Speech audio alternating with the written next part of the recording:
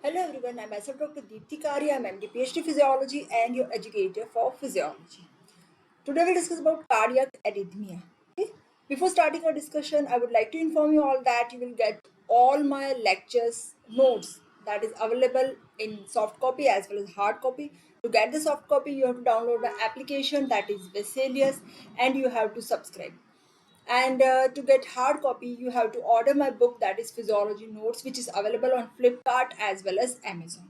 Link for Flipkart, Amazon, as well as my application that is given in the description box. You can also join us on our WhatsApp group. The number is 78638 22668. Link for joining WhatsApp group that is also given in the description box.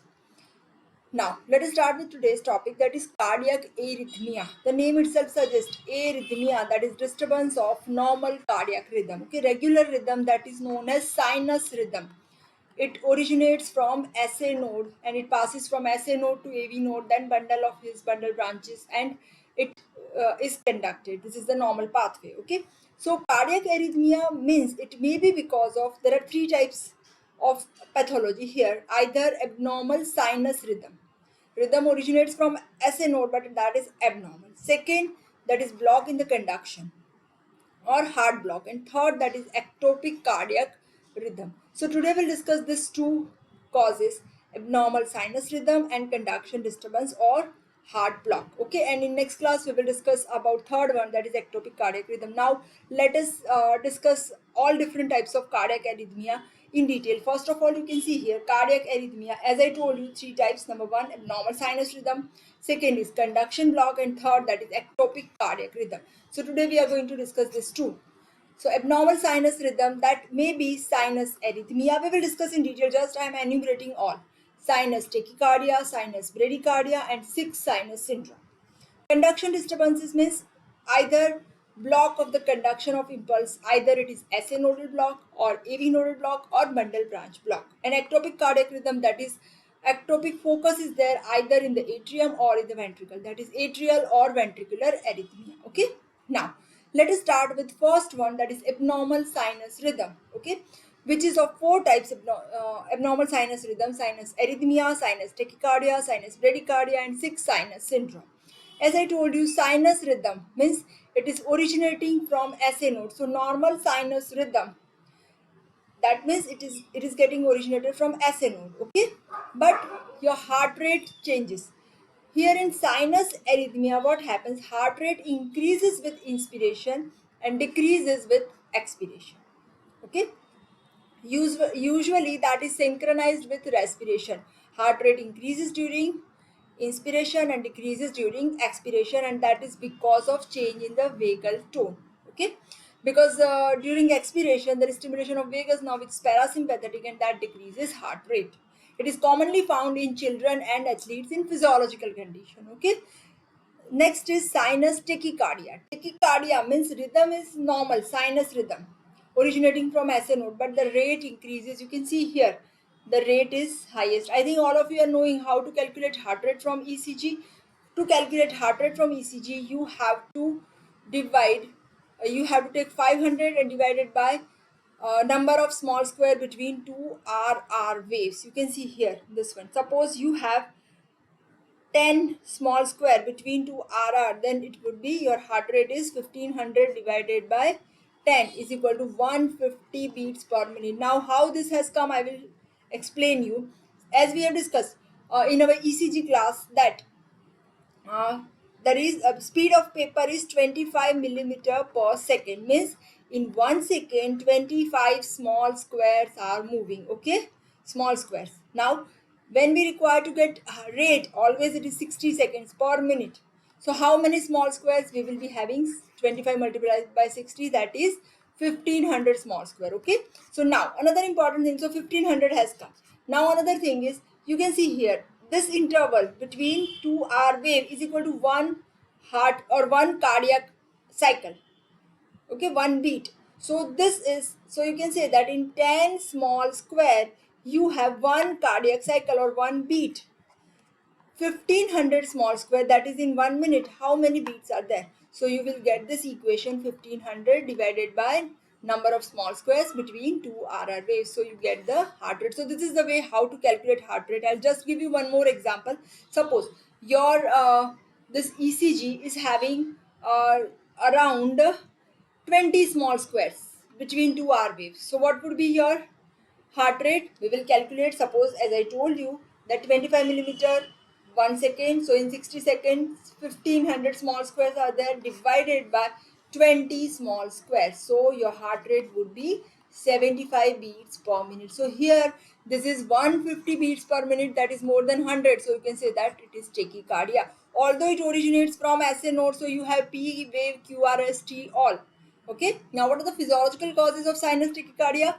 During exercise, you have sinus tachycardia in physiological condition. Pathological causes are fever, anemia, thyroid hormone level where increases, and it may be because of reflex response to low blood pressure. When blood pressure decreases, heart rate increases. Why? Because when blood pressure decreases, uh, vasomotor centers are getting stimulated for regulation of heart rate and blood pressure, and that increases uh, heart rate, and that is Maris reflex. Okay.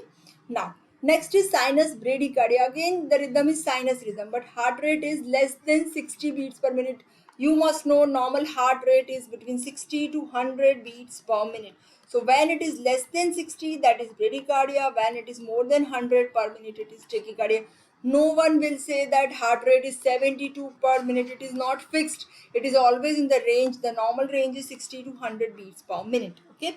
So you have normal, or you have no, you have PQRS or T waves, but the interval of between two R wave is prolonged. You can see here. These are big square.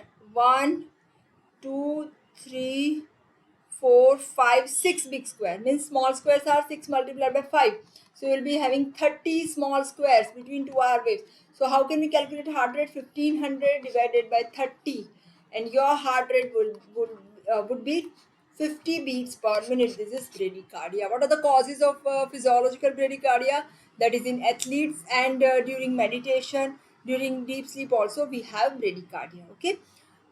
Fourth abnormal sinus rhythm, that is sick sinus syndrome. So let us repeat. We have discussed four types of abnormal sinus rhythm. Number one, sinus arrhythmia, increases during inspiration, decreases during expiration, sinus tachycardia, sinus bradycardia, and fourth one is sick sinus syndrome. Here this is characterized by marked bradycardia.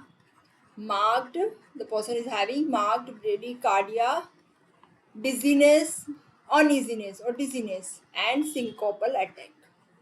Okay. And what is the cause? Here the person is having, as we all know, we have pressure receptors, baroreceptors present in the carotid sinus and aortic arch. Okay. But here in carotid sinus, which baroreceptors are there, they become extremely sensitive. Okay. When this they become extremely sensitive, what happens? Whenever slight increase in the blood pressure, this baroreceptors they get activated, and that results in bradycardia, because this baroreceptors they sending impulses to the regulatory centers, vasomotor centers, in cardiac vagal centers in the medulla, and that regulates heart rate. So there is decrease in the heart rate. Mild pressure results in excessive baroreceptor reflex, and that results in extreme bradycardia. And treatment for that, if it is very severe and life threatening, it can be treated with the implantation of artificial pacemaker. Okay. So this is about first, that is sinus arrhythmia. Second is heart block, or it is also known as conduction block. The name itself suggests impulse conduction that is blocked, slowing down of the heart rate or blockage of the normal transmission of cardiac impulse. And it may be blockage may be at SA node or AV node or bundle branch block. We will discuss one by one, starting with SA nodal block. You can see the name itself suggests SA nodal block. Block of impulses from SA node to atria and AV node. As we all know that, suppose this is your SA node, impulses they pass from SA node to AV node through three bundle internodal tracts, anterior, middle, and posterior, to the AV node. And this is your right atrium. And in the left atrium, impulses they pass through Beckman's bundle. So when there is block here, then impulses will not pass to atria as well as to the AV node. So you can say that there is complete heart block. Neither you can say that atrial nor ventricular contraction occur, and after interval of about 2 cardiac cycles, the ventricles they start generating their own impulse. So you will not find P wave and followed by QRS. So that is SA nodal block. Okay. Commonly it occurs in elderly individual and patients recovering from occlusion of coronary artery. Here you can say that the person is having AV nodal rhythm or junctional rhythm, okay, and it is characterized by a cessation of P wave. There is no P wave, you can see here, okay, P wave is absent. And ventricles, they start the rhythm, but the rate of the rhythm is slower than SA node, because SA node is the pacemaker. The impulse generation rate of the SA node is fastest one, okay. So this is about SA nodal block. Next is AV nodal block. Here you can see disturbance or blockage of conduction of impulse through AV node. Okay, and what are the causes for this AV nodal block? One, that is ischemia of AV node or bundle. This is AV node or bundle of his. Okay, this is AV node and this is bundle. So ischemia of AV node or bundle of his, or compression of the AV bundle, or inflammation of AV node or AV bundle, and extreme stimulation of heart by the vagus nerve that blocks impulse conduction through the AV node. If vagus nerve is stimulated, then it results in blockage of the AV conduction. Okay. Now, AV node block, what does it mean? There is disturbance in the conduction of impulse from atria to ventricles. Impulses are generated from atria but not conducted to the ventricle, because impulse have only one pathway to pass from atria to ventricle, that is AV node. Okay. So this block is of two types. Number one is incomplete heart block and second is complete heart block. Incomplete heart block is also known as first degree, and again two types, first degree and second degree. And complete is third degree heart block. We will discuss one by one, starting with the first one, incomplete heart block, which has also two types, first degree AV nodal block. Here you can see there is incomplete block of the conduction of impulse. So impulse conduction is delayed or decreased, but all the atrial impulses, they pass to the ventricle. So you can say that always P wave is followed by QRS and T, okay, but PR interval is prolonged. Normal PR interval, if you know that, normal is 0.12 to 0.16 second, and here it is more than 0.21 second. And but atrial ventricular rate is 1 is to 1, means P wave is there, definitely there is QRS. So atrial rate is to ventricular, that is 1 is to 1. Okay.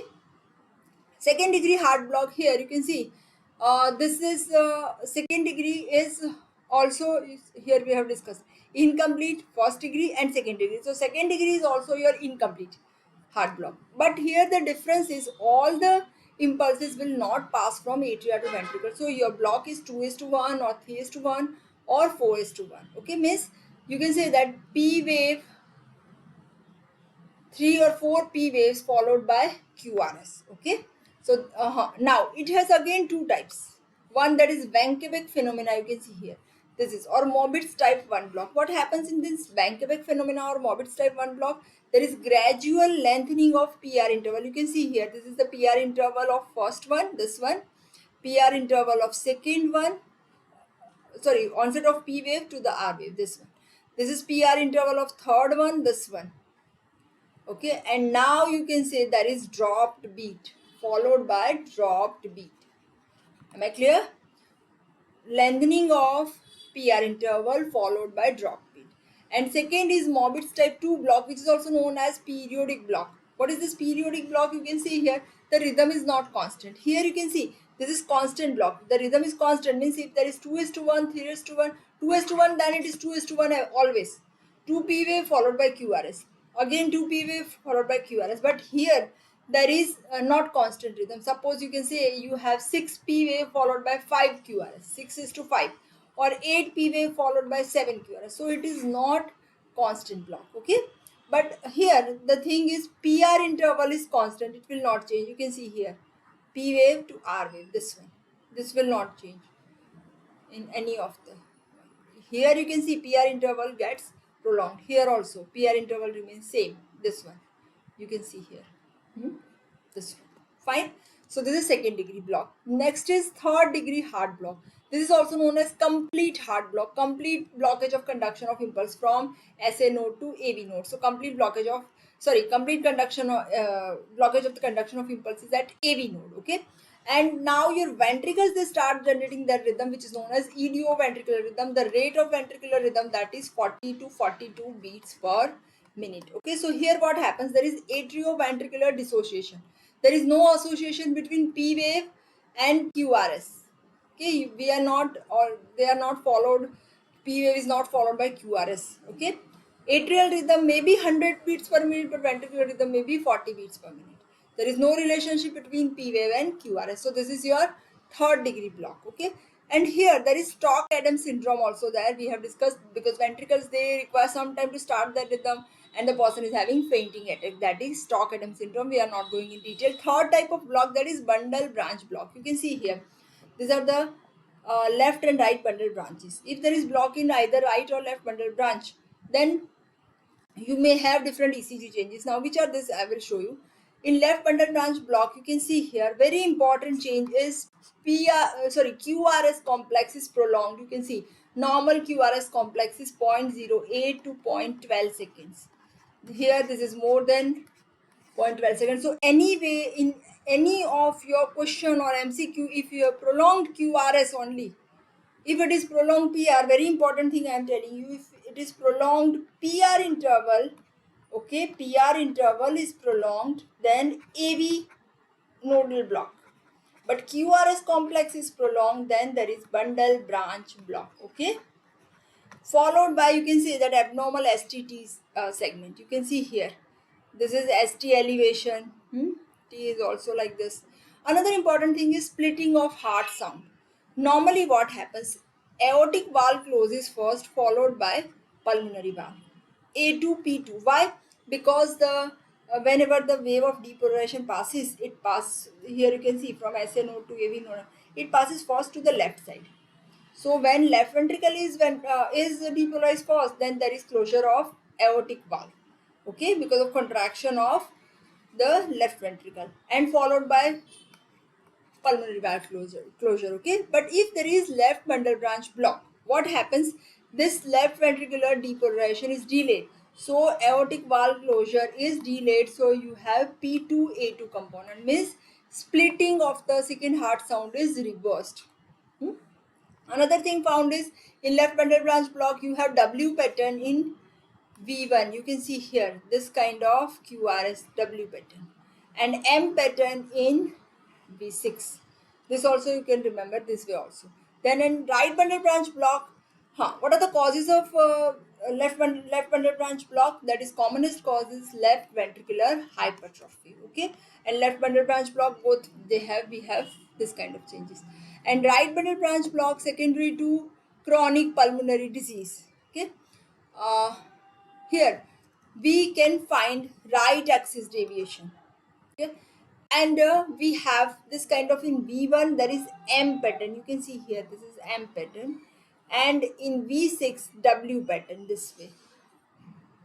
That is one. Another important thing in right bundle branch block, there is splitting, normal splitting A2 P2, means aortic valve closes first because right bundle branch is blocked. So right ventricular depolarization is delayed. So there is closure of aortic valve first, followed by pulmonary valve. So this is about right bundle branch block. So we have discussed about sinus arrhythmia or abnormal sinus rhythm, and we have discussed second thing, that is conduction block. As I told you, we will discuss this ectopic cardiac rhythm in our next session. Okay, so this is all about today's class. Okay, fine. And you can get my soft copy and hard copy notes, that is available in application Vesalius, and as well as hard copy you can order my book Physiology Notes. Okay, thank you so much. If you like my video, you can like it, you can share with all your friends, and subscribe our channel.